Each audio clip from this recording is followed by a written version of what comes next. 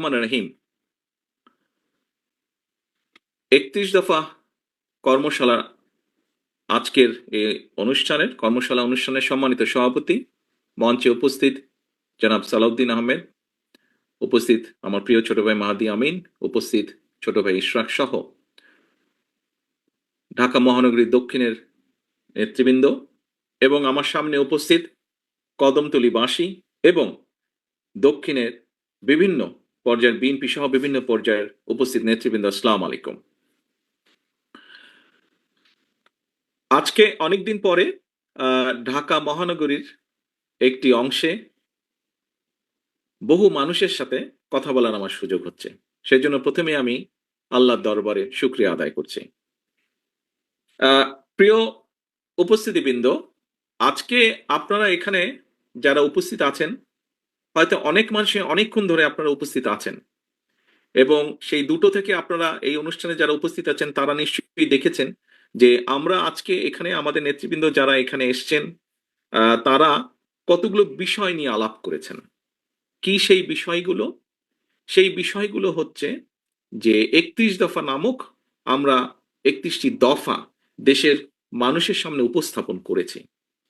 আমরা মনে করি, বিএনপি বাংলাদেশ জাতীয়তাবাদী দল মনে করে যে এই ৩১টা বিষয় আমাদেরকে অ্যাড্রেস করা উচিত। অর্থাৎ আগামী দিনে যদি আমরা ইনশাল্লাহ আল্লাহর রহমতে দেশের মানুষের সমর্থনে সরকার গঠন করতে সক্ষম হই, তাহলে আমরা এই ৩১টি বিষয়ের প্রতি মনোযোগ দিব এবং আমরা বিশ্বাস করি এই ৩১টি বিষয় যদি আমরা কাজ শুরু করতে পারি, তাহলে দেশের মানুষের অবস্থা এবং দেশের অবস্থা কিছুটা হলেও আমরা ভালো করতে পারবো, বেটার করতে পারবো।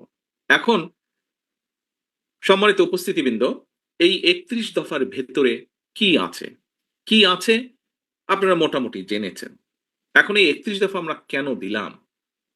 দেখুন, বিএনপি একটি রাজনৈতিক দল। এই দলটি রাজনীতি করে বাংলাদেশের জন্য।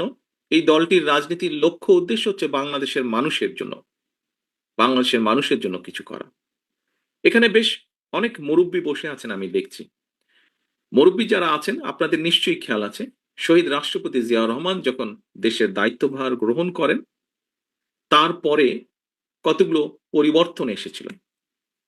তার মধ্যে একটি দুইটি পরিবর্তন যদি আমরা আলোচনা করি, প্রথম পরিবর্তনই হচ্ছে দেশের আইন শৃঙ্খলার উন্নয়ন।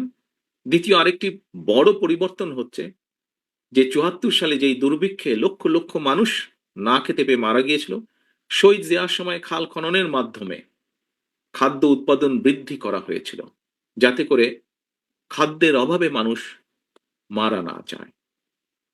এর পরবর্তীতে আরো ইতিহাস গড়িয়েছে, সময় গড়িয়েছে, গণতন্ত্রের চর্চা হয়েছে, বাধাগ্রস্ত হয়েছে, স্বৈরাচার জোর করে ক্ষমতা দখল করেছে, আন্দোলন হয়েছে, আন্দোলনে জনগণের বিজয় হয়েছে। সেই বিজয়ে জনগণ আবার ৯১ সালে বিএনপিকে দায়িত্ব দিয়েছে।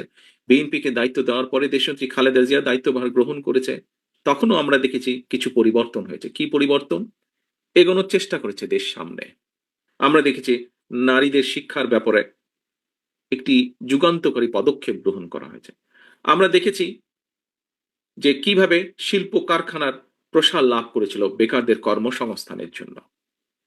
প্রিয় উপস্থিতিবৃন্দ, আমাদের লক্ষ্য যেহেতু, অর্থাৎ বাংলাদেশ জাতীয়তাবাদী দল বিএনপির লক্ষ্য এবং উদ্দেশ্য হচ্ছে দেশ এবং দেশের মানুষ, কাজেই যখন বিগত ১৫ বছর বাংলাদেশের মানুষ স্বৈরাচারের বিরুদ্ধে লড়াই করছিল, তাদের রাজনৈতিক অধিকার প্রতিষ্ঠার জন্য, তাদের ভোটের অধিকার প্রতিষ্ঠার জন্য, তাদের বাক স্বাধীনতার জন্য, সর্বোপরি জনগণের অর্থনৈতিক মুক্তির জন্য যখন সংগ্রাম করছিল, সেই সময় সকল বিষয় বিবেচনায় রেখে বাংলাদেশ জাতীয়তাবাদী দল আমরা প্রথমে ২৭ দফা ঘোষণা করেছিলাম। তার পরবর্তীতে বিভিন্ন রাজনৈতিক দল যাদেরকে সাথে নিয়ে বিএনপি, যারা বিএনপির সাথে অথবা বিএনপি যাদেরকে সাথে নিয়ে স্বৈরাচার বিরোধী আন্দোলনে নেতৃত্ব দিচ্ছিল, স্বৈরাচার বিরোধী আন্দোলনে মাঠে ছিল, তাদেরকে সাথে নিয়ে আমরা ৩১